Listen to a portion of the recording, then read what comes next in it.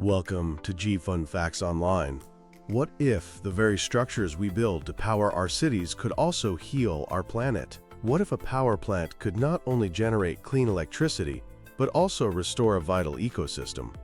It sounds like science fiction, but it's a revolutionary concept, taking shape at the intersection of renewable energy and ecological restoration.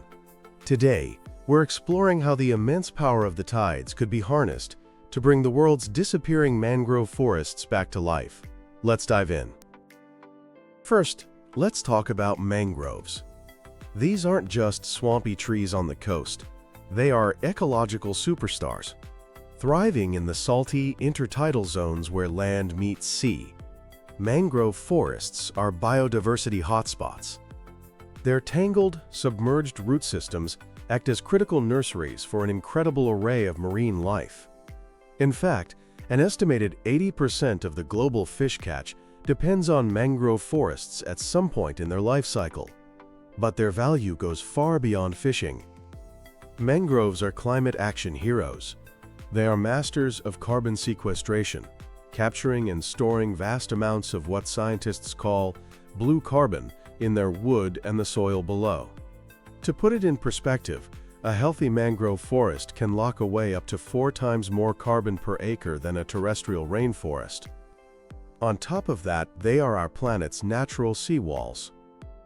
The dense network of roots and trunks is incredibly effective at dissipating the energy of waves, protecting coastal communities from storm surges, tsunamis, and erosion far more effectively and cheaply than concrete barriers. Yet despite their immense value, these vital habitats are being destroyed at a terrifying rate. Coastal development for cities and resorts, the relentless expansion of shrimp farms, agricultural runoff, and pollution are wiping them out. When we lose mangroves, we don't just lose trees. We release massive stores of carbon back into the atmosphere, we decimate fish populations, and we leave our coastlines dangerously exposed. Recognizing this crisis, mangrove restoration has become a global priority. But here's the catch. It's incredibly difficult to do right. For years, restoration projects followed a simple and often flawed model. Plant as many mangrove seedlings as possible. The results were frequently disappointing, with very low survival rates. The problem isn't just about planting a tree. It's about recreating an entire ecosystem. And the single most critical factor, the one that is most often overlooked, is hydrology. Mangroves are exquisitely adapted to a specific dance with the tide, the depth of the water, how long it stays, and how often it comes and goes. If that delicate balance of water flow isn't right, the seedlings will simply drown or dry out. This means successful restoration often has less to do with planting and more to do with fixing the water flow and letting the mangroves regenerate naturally. And this is where our quest for clean energy finds an unexpected purpose. Enter tidal power. Tidal energy is a form of hydropower that converts the predictable, powerful movement of ocean tides into electricity. Unlike solar or wind, which depend on the weather, the tides are as reliable as the moon and sun that cause them. There are a few main ways we harness this power. First, there are tidal barrages. Think of these as large dams built across an estuary or bay. At high tide, water flows in and is trapped. At low tide, the water is released through turbines, generating electricity. The Lorance power station in France is a classic example. Second, we have tidal turbines, which are essentially underwater wind turbines. Placed in areas with strong currents, the moving water spins blades that drive a generator. These can be arranged in large arrays, or farms, to produce significant power. And a newer concept is the tidal lagoon. This involves building a circular wall in the sea. The lagoon functions like a barrage, generating power as water flows through turbines embedded in the wall to level out the difference between the water inside and outside. Now, any of these large-scale structures will inevitably alter the coastal environment. They change tidal flows and affect how sediment moves and settles. Historically, this has been viewed as a potential negative environmental impact to be minimized. But what if we could flip that script? What if we could use that power to alter the environment for a positive outcome? The core idea is this.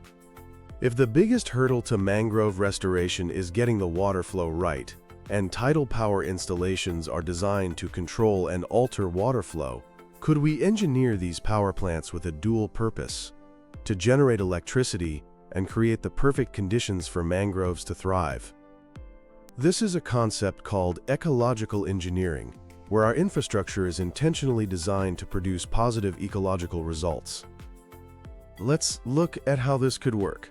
Tidal barrages and lagoons, by their very design, control the movement of water.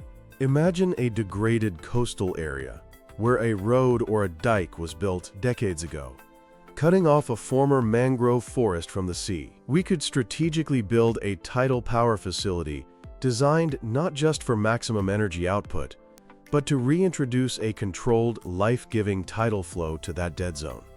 The facility's gates and turbines could be operated to mimic the natural ebb and flow that mangrove seedlings need to survive, while the structure itself protects the new, young forest from destructive waves. We actually have an accidental, real-world proof of concept for this.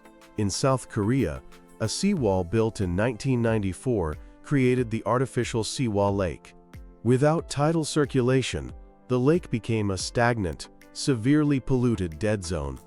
Then, in 2011, the Seawall Lake Tidal Power Station was built, with the primary goal of improving water quality by forcing seawater circulation. By exchanging huge volumes of water with the outer sea, the power plant has dramatically cleaned up the lake and kick-started the recovery of its ecosystem. Now, imagine applying that principle on purpose. We could transform barren mudflats back into thriving mangrove nurseries. Beyond just water flow, there's the issue of sediment. Mangroves need a steady, but not overwhelming supply of sediment to build up the land they grow on, which is crucial for keeping pace with sea level rise. Tidal power installations are known to slow water currents, which causes fine sediments to drop out of the water and settle on the sea floor. While this can be a problem in some contexts, it could be a powerful restoration tool if managed correctly. In an area suffering from coastal erosion, a tidal power structure could be designed to slow the water just enough to encourage the buildup of new mudflats.